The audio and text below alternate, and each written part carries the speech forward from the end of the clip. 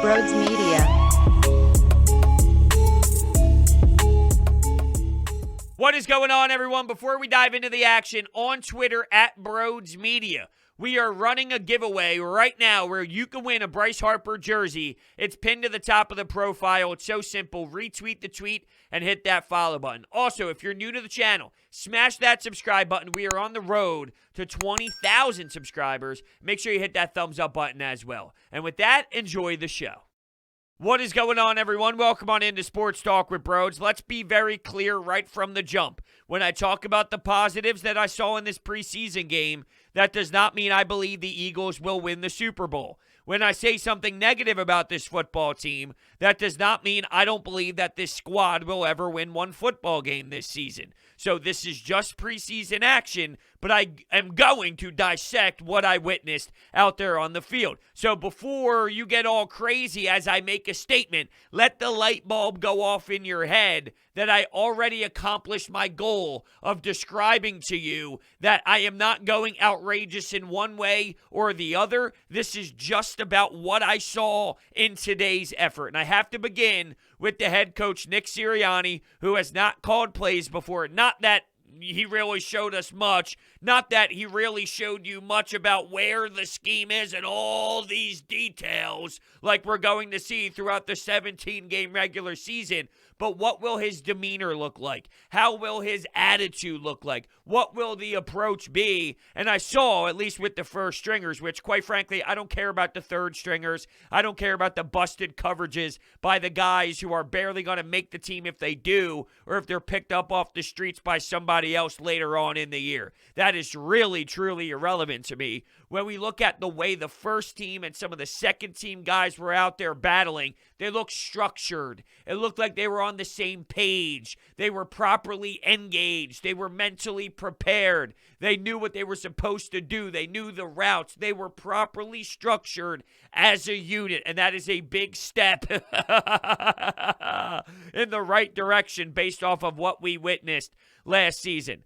It wasn't all beautiful. Drop passes, Jalen Reagor and Zach Ertz, and that needs to get cleaned up. As much as I would love to say that when you get the timing down with your quarterback more and you go through more weeks of preseason and you go through more weeks of training camp, ultimately you guys will have a better connection, and there is truth to that. At the same time, there's always been guys that dropped passes and made mistakes and should have been smoother for so many damn years now. There's also an element where I think it's just engraved in Philadelphia Eagles offense. I would love to be wrong. And like I said, of course, I'm being a little bit facetious here, and I'm having some fun with it. But Zach Ertz does need to be able to make that catch, and he's made that catch 10 billion times throughout his damn career. So I wonder if there's a correlation between wearing the shorts inside out to not show the logo and everybody properly aware that he is unhappy here, and there is a relationship that absolutely snapped between the Eagles front office,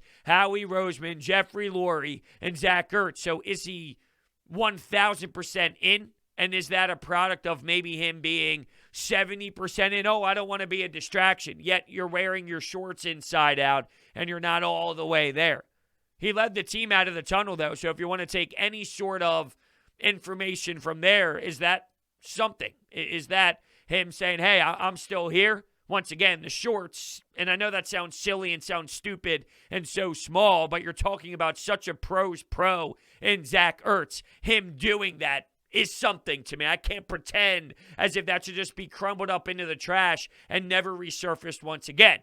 Leading the squad out of the tunnel, though, maybe there is a part of that leadership that it goes to the positive, while there's negatives too.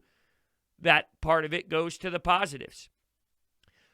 Jalen Hurts, I just talked about the preparation of the team, smooth.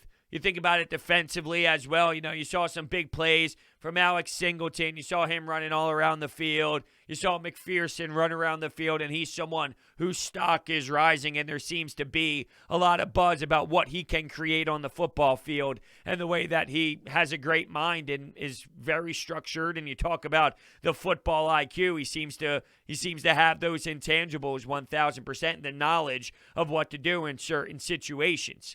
When you go to Jalen Hurts, the throw to Dallas Goedert for a 34-yard gain, perfect in stride, Dallas Goedert did the work afterwards. That was great touch, no doubt about it. What you heard, though, over the last handful of weeks was there's lots of ups and downs for Jalen Hurts. Made the good throws and then made some really poor throws, and there was sort of a balance of both of it. What I thought you saw was a missed throw to Quez Watkins, which could have been a touchdown, and you have to take advantage of that on the left side. Pocket was very clean. He had plenty of space. The moment was there for him, and he overshot Quez Watkins. That could have been his first touchdown of the day, and we know that he ran a 79-yard touchdown on a bubble screen, which, oh, by the way, the amount of times I've screamed that we have to utilize the speed that is sitting on this roster instead of tossing Alshon Jeffrey out of there for a 4-yard gain. Did you see the way that he bursted late? Did you see the way that he exploded with his legs and he took off and nobody was touching his damn soul as he was mowing the grass down the sidelines for 6 points? That was magnificent. So you could have hit him earlier for a touchdown. That would have been his first. And the 79-yarder that Joe Flacco threw him would have been the second. That has to be accomplished. Now, this is when you learn that. This is when you make mistakes. And I don't really want to look at the New York Jets because they really don't mean a lot to me whatsoever. Zach Wilson, though, is struggling, and it's a hot topic around the National Football League. It doesn't look great, making a lot of mistakes, but here's what I will say about his approach. I don't know if this ultimately means he's going to figure it out. It seems more of an excuse than it is him being so sharp and so smart, but the theory behind it is very logical. Why is he making so many mistakes in practice? Because this is where he's learning what needs to change. This is where he's learning what he can get away with, what throws he can make, what throws he can't make, what defenders are like in this league, what the windows are like. So he's basically saying, I will fail in practice, and I'm totally okay with that, and this is how I am going to adapt as a quarterback. Well, Jalen Hurts missing Quez Watkins, right now, I'm okay with it because I feel that Jalen Hurts is the type of dude that would assess what happened, go back to the drawing board, go back to practice, go back to film, and allow that to eat him alive so damn much that the next time that he gets that opportunity, he's going to make sure he executes it. Now, I mean, his accuracy is a problem, so he's not just going to snap his fingers and his completion percentage is going to be 1,000. I thought it was pretty damn hysterical, though, because he finished 3 of 7 for 54 yards, and I don't think that really tells you how comfortable he looked and how decent I thought he played for his very limited action and his very limited drives. But what I saw on Twitter was if there weren't drop passes, he would have been 5 of 7, so it wouldn't have been as bad. Well, look, with all due respect, okay, the last quarterback that was in here who made some bad throws, whose accuracy definitely costed this team at times, and when there were wide open looks, he would put it behind them or he'd put it out of bounds or the ball would sail 50 yards over their heads. There were a lot of drop passes as well, and there was never that luxury of, well, if Nelson Aguilar caught this pass or if J.J. Arcega-Whiteside caught that pass, if you remember some crucial touchdown throws or throws that would have brought them within 3 or 4 yards from the end zone, J.J. Arcega-Whiteside would drop or a receiver would drop. No one would say, oh, but if you added that back to his stat sheet afterwards, it wouldn't have been as bad as what we saw. Please, that's totally unfair. But it was obvious that this Eagles coaching staff wanted to work on what they have been telling Jalen Hurts needs to improve. The footwork was a focus, and getting the ball out of your hands and hitting your receivers with perfect timing and going through your progressions, that needs to absolutely be better, right? So when you look at their run-to-pass ratio, pass-to-run ratio, 9 passes for every run. Let's get him throwing the football. Let's get him comfortable. He only ran outside of the pocket himself one time for a couple-yard gain. So it's clear, hey, we need this area to get sharper. We need you to run through your progressions in your head quicker. And when you have Brandon Brooks out there, when you have an offensive line that's not last year, which was totally destroyed and diminished by injuries, it makes you feel like you have the time in the pocket to make those throws, to look for your second receiver, to look for your third receiver. But something that I'm really interested about with this offense is the usage of these players and allowing them to work in space. Tyreek Hill is a fast human being. You know what's a smart idea? Give him the football and allow him to utilize those legs that make him a fast human being. Why are we overthinking this? Nick Sirianni has made this statement many, many times that he wants to give the ball to these players and allow them to work in space, and he wants to see their skill sets and put their positives and their strengths at the top of the list. So when you go to certain players, you know, okay, this is what he does well. Let's use what he does well. And the sad thing is, and this was brought up in the postgame, that now Quez Watkins is no longer an unknown. You're going to know about this dude. And he could arguably be your second best wide receiver other than Devontae Smith. Jalen Reagor, I saw one really nice route where juke the defender, beautiful towards the sideline, gain of 13 yards, good separation, very strong in that moment. But then you also see the dysfunction of Jalen Reagor as well. I don't like something about his body language. I don't like something about his approach to the game. And I apply this to the social media side and how he's always focused on, I got to prove these people wrong. I got to do this. I got to do that. Don't worry about them. Don't worry about them. Worry about being the best version of Jalen Reagor. Don't worry about that guy, this guy, that individual. Who cares?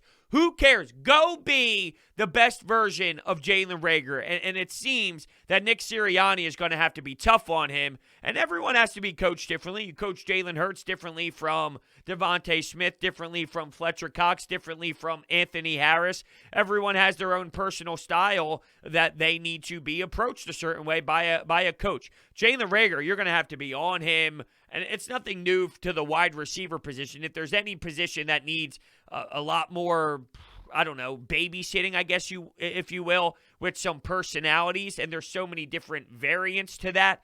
With Jalen Reagor, a young dude who has untapped potential, they need to get the most out of him. And until he admits that there's more in there, and until he proves and says, like, I know I got more, let's go, push me, I need it. Until that all happens, and then the execution part happens, I don't know if you're going to fully get the best we can get out of Jalen Reagor. He needs to know that there's another part to his game that has not been unlocked. And he's just in this weird mental spot right now. I don't know. I just don't know. And at the time of the draft, I did not mind Jalen Reagor. I thought the reaction to him was a little bit overrated. Well, right now, I'm starting to feel disappointed on just the Jalen Reagor experience. And look, I know the story about his friend and what he had to go through emotionally outside of football, and I'm not acting as if that is not important to the effect of somebody's life, because it is. I know that it is. But coming into camp out of shape when you had the season that you had last year and you want to prove people wrong, and you talk about all these individuals that are talking about you on social media, and all you do is yap back, well, that's step one, and you came unprepared to camp. You can be impacted as a human being because of life outside of football. No doubt about it. There's also a such thing, though, at the same time of being ready for camp. And I think both was true. He was affected emotionally by something so tragic that I couldn't imagine what that's like, for sure. At the same time, I don't think he came prepared for camp. Both can be true, and they could be separated when analyzing who Jalen Reagor is and the fact that he's been underwhelming to this point in his short-lived NFL career. Things can absolutely change, though, for sure. Okay, some other guys to point out. Milton Williams had a beautiful play with Ty McGill, pressure from the defensive line. Milton Williams is turning a lot of heads, and it seems that he's playing with some power and he's playing with some emphasis for sure. Love that third-round pick. You tried the Sharif Millers in the past. Hell, you tried the Gerard. Why is that sound? Is it Gerard Avery or Gennard Avery? Why is Gerard? No, not Gerard. What am I saying? Joe Girardi? What's happening in my brain right now? I have no idea. It's super late. I had a long day. I was at the Phillies game. The sun was beaming on my face. It was like 108 degrees out there. It felt like I was melting just watching 9 innings of baseball. Gennard Avery is his name, and it's almost as if, you think about those picks. Well, maybe you can make up for it when you land a Milton Williams. You can possibly play a really nice role in a rotation that's very deep. That's what's so beautiful about this team when you think about the trenches, specifically on that defensive side. You have your Fletcher Cox. You have your Hargrave, who was mowing through guys as well. He seemed to cause a lot of ruckus out there, and that's definitely important. Remember, last year, he was battling injuries early, and then it took him a bit to find his groove. When he finally did, it was a decent chunk into the season. Now, maybe right from the start, bang, you got yourself a healthy Hargrave. We know what Brandon Graham brings to the table. You have your Josh Sweat. If you can add a Milton Williams in there as sort of a super late rotational piece, that is pretty crazy. I didn't even mention Derek Barnett as well. So there's just a lot of heads being turned by Milton Williams. Had a batted ball in there. So that absolutely was something to notice. Tyree Jackson, 2 for 32. A dude who was a quarterback, who turned tight end. Another guy who everyone's wide-eye when you witness what he can do. He's high pointing the football. He's stretching out insanely. He's making plays. Joe Flacco's putting it in an area where the defender can't grab it. He's leaping up, perfectly executing a fantastic catch. Did that a couple times. There was another play that he made that unfortunately did not stick to his stat sheet due to the fact that there was a flag on the play, but he is constantly making plays, and I think he's going to make the team and have some sort of role as a third tight end, maybe something along those lines. Although Rodgers is out there blocking and creating separation, doing the little things right. He's a big dude, though, this man, in Tyree Jackson. There's something there. There's untapped raw potential that you got to start prying out of him, because he's absurd. There's something in that body frame, and there's something in that skill set. I'm telling you, he's got that look. There's something to him. There's something to this physical beast that you are watching. How you create it and how you mold him, well, that's up to you. There's so many different ways to approach this, right? It's sort of a Jordan Mailata type of concept. He could have played any position you wanted him to. Now, ultimately, he's going to be your left tackle of the future. He's that damn solid. But if you wanted to line him up on the defensive side, if you wanted him to be a fullback, if you wanted him to be whatever, you could have made Mailata anything you wanted to, and he probably would have excelled in that role. He would have to form into a body structure that made sense for what you were trying to do, but he's that much of an athlete. To a degree, there's something in this Tyree Jackson fella that you can mold into a serious, nice piece, a nice item. It's just about the work that it takes. It doesn't happen overnight, but come on now. When you watch him, you sense that there's some legitimacy to that. Jake Elliott, after last season, was a bit of a disaster. Nobody's denying that at all. Jake Elliott went 3 for 3. He had 2 47-yard field goals and 150. Might sound stupid. Why the hell are you talking about special teams? Well, because he missed some last year, and he missed some important kicks.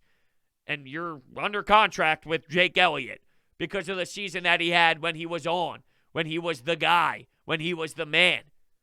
Having Jake Elliott crush 50 and 2 47s right off the bat, we got to have that, fellas.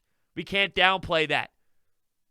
You want to downplay Nick Mullins? Oh, jeez. Nick Mullins. What in the world was that? Interception on the first throw. Was there a bad route involved? Sure. Was there a little bit of discomfort involved by Nick Mullins? Maybe. I can't rule that out. But still, sheesh. While Joe Flacco looked like a journeyman quarterback who's at the Joe Flacco level of his career, which is fine. That's what you need. That's the role that you were looking for when you signed Joe Flacco, and he looked exactly every single piece of the Joe Flacco veteran quarterback that you signed. Before we close things out here and just give my final thoughts, I do need to tell you about my friends over at DraftKings. Everyone's favorite time of the year is right around the corner, college football season. And to celebrate, DraftKings Sportsbook, America's top-rated sportsbook app, is putting new players in the center of the action with $200 in free bets instantly if you bet $1 or more on college football game. Take advantage of this limited time right now. So download the DraftKings Sportsbook app and use promo code Brodes to receive $200 in free bets when you place a $1 bet on any college football game. That's promo code Brodes to get your free $200 in free bets instantly for a limited time only at DraftKings Sportsbook. Must be 21 or older. Pennsylvania only. New customers only. Restrictions apply. In partnership with Meadows Racetrack and Casino. See DraftKings.com/sportsbook for details. Gambling problem? Call 1-800-GAMBLER. So we did not see any bit of Miles Sanders. We saw Jordan Howard have a fantastic blitz pickup where he was putting everything into that bad boy. He's cracking guys, creating some separation for Jalen Hurts to have more time behind him. That was phenomenal. It's a very crowded room in that running back spot. So I'm so curious with Johnson, with Jordan Howard. We know Miles Sanders is there. Boston Scott. You have the draft pick Gainwell. So there's a lot there for some of these running backs, and you're going to have to win out this job, and there is some serious, healthy competition by a lot of guys that bring versatility, right? Like, not every guy can do everything. My point is, when you think of all of these players that are fighting, everyone does something different. There's something unique about who they are and their style of play. Is Miles Sanders a 3-down back, though? It all goes back to that question. Is he ready for that leap? Part of the Miles Sanders experience, in my eyes, is going to be frustrating fumbles and missed passes. I don't think it's for a lack of trying. It's not a Ben Simmons thing with the inability to catch the football. But when we look at Miles Sanders and we think about who he's going to be after 10 years down the road, it's probably he's not the best catcher of the football, and he has fumbling issues. But he can also counter that with a 90-yard run to the house. And Nick Sirianni just has to stay true to running the football. And I've seen the Indianapolis Colts do that with Marlon Mack and Jonathan Taylor. And knowing that he's from the Frank Reich tree, there is substance in that area. So with Miles Sanders, he's going to give you 4, 3, 2, 4, 5, bang, 50. Stick with Miles Sanders. Stick with the run. The only way it gets so egregious and it gets so ugly that you can't continue to thread the needle, if you will, and to give him the rock is if it's a game where he's fumbling 2 times, he's fumbling 2 drives in a row, he's making a lot of mistakes, a lot of mental mistakes and physical mistakes. Okay, if it gets to that egregious level. But there was a time, if you remember, under the Doug Peterson era where that happened with Miles Sanders, and what did they do? Hey, you're our guy. Hey, you're our running back. Here's the football. And they trusted him. So just something to keep your eye on is the running back room. And what are the decisions made as we look at the rosters and the roster decisions moving forward. What else happened out there? Singleton buzzing around. McPherson, I mentioned. Rager had that nice route to the sideline. That's basically it for today's effort. It was nice to see football. It was nice to see fans at the link. We were robbed of that last season, a real true NFL experience with a wild fan base going nuts. I'm excited. I think I needed this game to help us get back on the right track emotionally with the Eagles. It's been a bit of time. We haven't seen in-game action. There's a lot of question marks about Nick Sirianni, Jonathan Gannon. We're not going to get a lot of X and O details based off of all this. But I will say, the Phillies were on a hot ride, but we know the Eagles are number one in this town, and there was a bit of a dead talking point with the Birds. Maybe this is what creates that new energy. When I'm on the radio on the weekends, I'll throw an Eagles topic out there to see if it bites, yet people are still biting on Ben Simmons and still biting on the Phillies over the Eagles. Is just seeing one game where now we have more to go off of instead of just beat reporters who are on the sidelines taking video footage of a throw that happens in practice. Now there was an actual structured football game to go off of things, right? You watch the offensive line, which dominated when they were out there. It did not their trenches in general started to fall apart big time as we touched the second half, as we touched that fourth quarter. There were some really ugly drives. Defensively, these third stringers were just out to lunch. I don't think they looked at the playbook for 1 second. They were getting lost, looking around, making missing tackles, making mental mistakes nonstop. Early, though, you saw Brandon Brooks get out there. A dude that we're going to rely on heavily. No Isaac Seumalo at left guard. You went Opeta instead. You're looking at some of these role players on the offensive line. So it's not as if you're full throttle in certain scenarios, but it's enough. It's enough to just have a taste, and it's enough to say what you wanted to see in Jalen Hurts and what you wanted to see in Nick Sirianni and how the offense would move the ball, and in Quez Watkins, who is clearly, someone that is recognized by a lot and someone who's going to have so much damn speed. He has the ability to break some plays open, and they can get real creative with some of these looks and with some of these end arounds. And we talk all the time about Doug Peterson, the lack of 2021 offense, a lack of offensive creativity. There's so much speed here, even with Jalen Reagor, who I know struggles one-on-one beating defenders. There's still a way to utilize what he can do. Quez Watkins, Devontae Smith. This is all without Devontae Smith as well. This is all without running the football and Miles Sanders too. Once things start to form together, there's something here to have plays be successful, to have chunk plays, to have good offense and a good showing on Sundays. That is very possible with a new innovative offensive concept and idea. How about that, Doug? How about that, Doug? If you're listening. And that's where we're going to shut things down. I want to thank everybody so much for hanging out, listening to this episode of Sports Talk with Brodes, and I will see you next time.